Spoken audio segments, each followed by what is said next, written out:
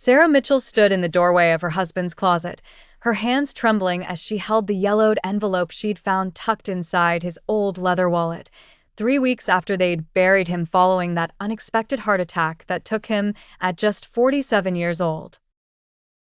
The return address was from Portland, Oregon, a place David had never mentioned visiting in all their 23 years of marriage, and as she carefully unfolded the letter dated 15 years ago, her world began to tilt on its axis. The handwriting was David's, unmistakable in its careful precision, and it was addressed to someone named Marcus Chun at the Riverside Children's Home, promising monthly support and expressing a love so deep it made her knees weak. She sank onto their bed, the same bed where she'd cried herself to sleep for months after their 5-year-old son Thomas vanished from a Seattle shopping mall 18 years ago, the case that went cold despite the FBI's involvement, despite the media coverage, despite her prayers. The letter spoke of a boy with your mother's eyes and your father's stubborn chin, a boy who loved dinosaurs and drew pictures of superheroes, details that made Sarah's heart stop because Thomas had been obsessed with dinosaurs, had drawn nothing but caped figures in his coloring books. She tore through David's belongings with a desperate fury, finding bank statements showing regular transfers to Portland, finding photographs hidden in a false bottom of his desk drawer, photographs of a young man who looked exactly like the age progression images the police had created. The same images that hung in her hallway like ghosts. Her mind raced through every conversation, every unexplained business trip to Oregon, every time David had held her during her darkest moments of grief and said nothing, absolutely nothing about knowing where their son was.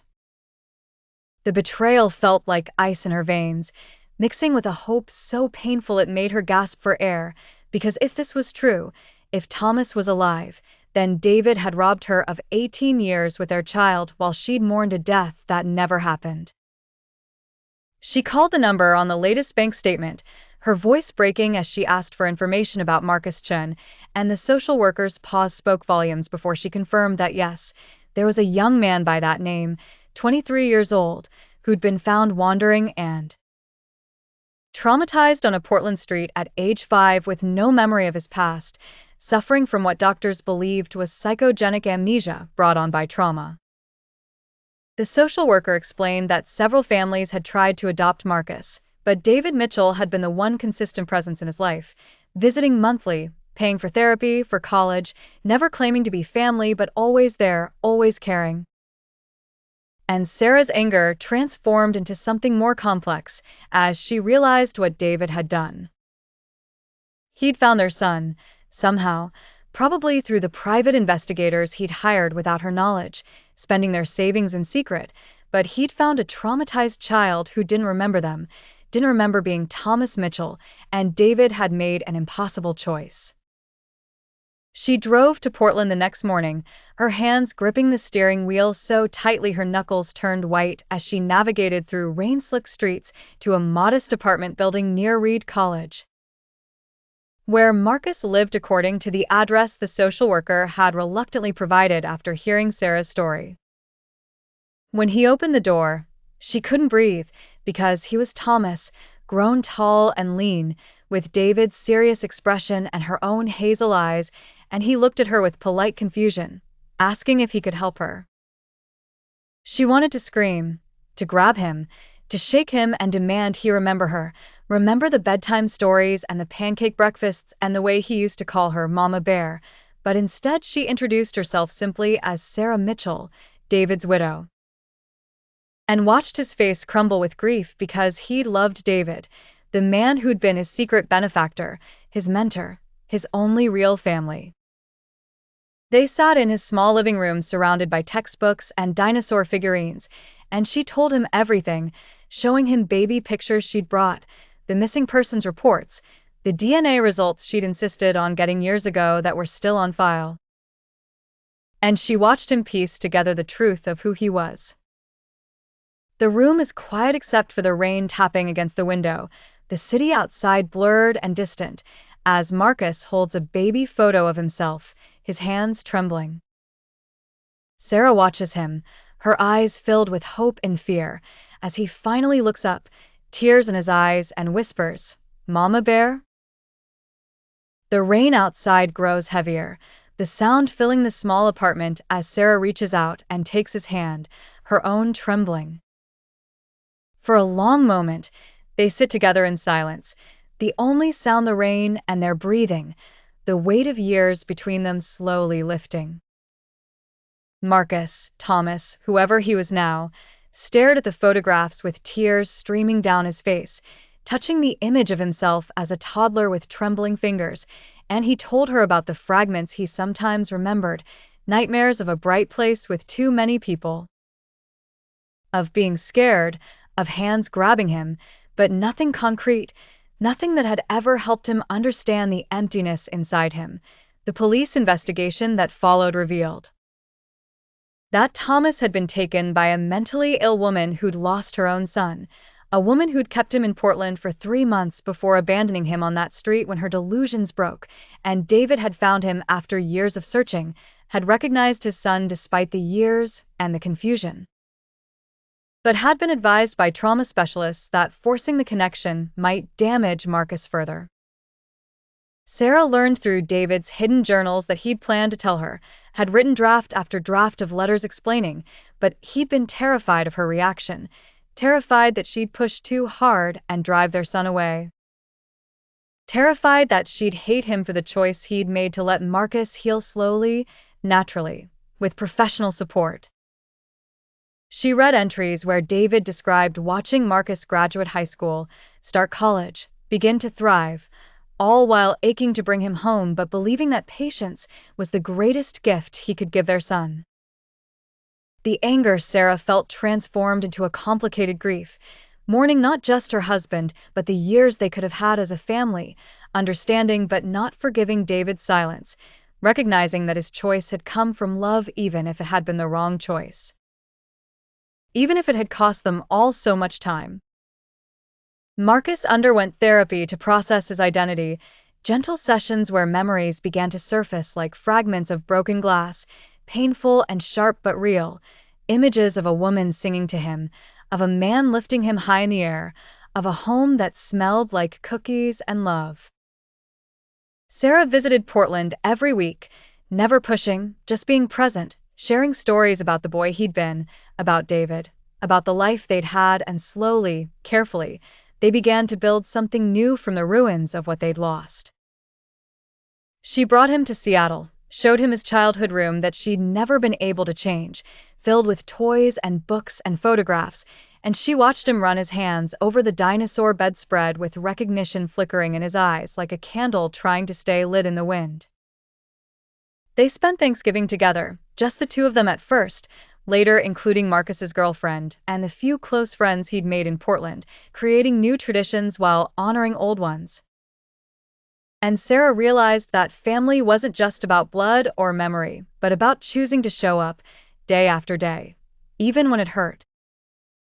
Marcus decided to keep his name, Marcus Thomas Mitchell, a bridge between who he'd been and who he'd become, and Sarah understood because she too was no longer the woman she'd been, transformed by loss and found again in a different shape.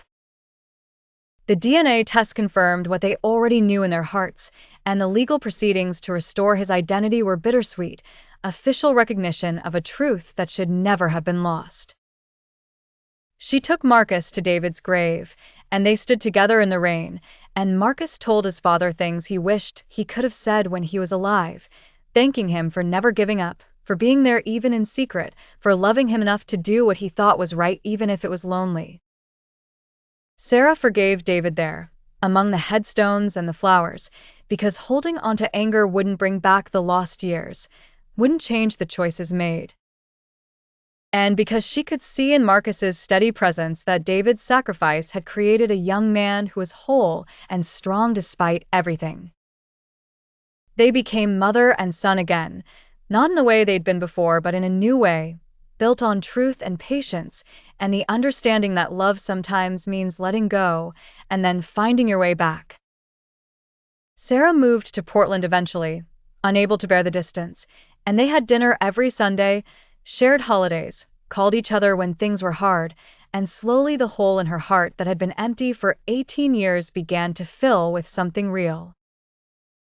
The story made headlines when it finally came out, reporters wanting to know about the miracle reunion, but Sarah and Marcus declined most interviews because their story wasn't about miracles or media moments, but about the complicated reality of trauma and healing and choices that couldn't be undone. She established a foundation in David's name to help families of missing children, to fund trauma therapy, to support the kind of patient, professional care that had given Marcus a chance at life, and in that work she found purpose beyond her pain. Marcus finished his degree in social work, inspired by his own experience to help others navigate loss and identity, and Sarah attended his graduation with pride so fierce it made her chest ache. They talked about the what-ifs sometimes, about what might have been different if David had told her sooner, if they'd tried to force Marcus's memory, if the past could be rewritten, but mostly they focused on the present, on the relationship they were building now, on choosing gratitude for what they had rather than bitterness for what was lost. On what would have been Thomas's 24th birthday, they released balloons in the park where he used to play, a ritual of remembrance and release, honoring the child who was lost and celebrating the man who'd been found. Sarah learned that forgiveness wasn't a single act but a practice, something she had to choose over and over. Forgiving David for his silence, forgiving the woman who'd taken her son, forgiving herself for the moments she'd given up hope, forgiving a universe that allowed such pain.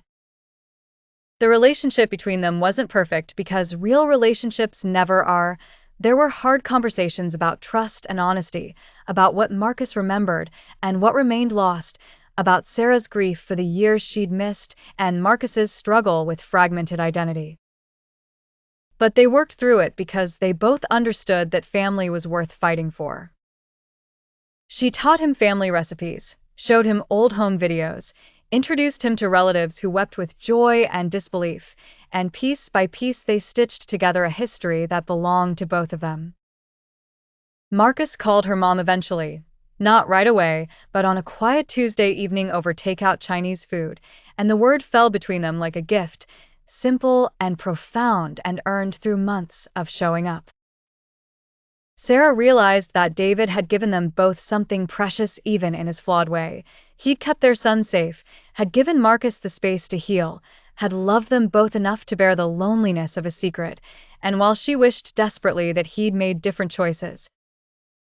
she understood that love sometimes looked like sacrifice and silence and hope that stretched across years. The ending that Sarah had imagined for her story, the one where her son was dead and her marriage was simple, dissolved completely, replaced by this more complicated truth where loss and reunion coexisted, where betrayal and love were tangled together, where the dead kept secrets that changed everything for the living. She stood in her new Portland apartment one evening, watching Marcus laugh with his girlfriend in the kitchen, and she thought about how life never gives you back what you lose in the same form. It transforms everything, breaks it down, and rebuilds it into something you don't recognize at first. Something that hurts differently, something that might, eventually, be beautiful in its own strange way. Sometimes love means protecting someone from the truth until they're strong enough to bear it, and sometimes that protection costs you everything, and Sarah finally understood that David had paid that price believing it was worth it, believing that Marcus's healing mattered more than his own happiness, more than their marriage, more than anything except love itself.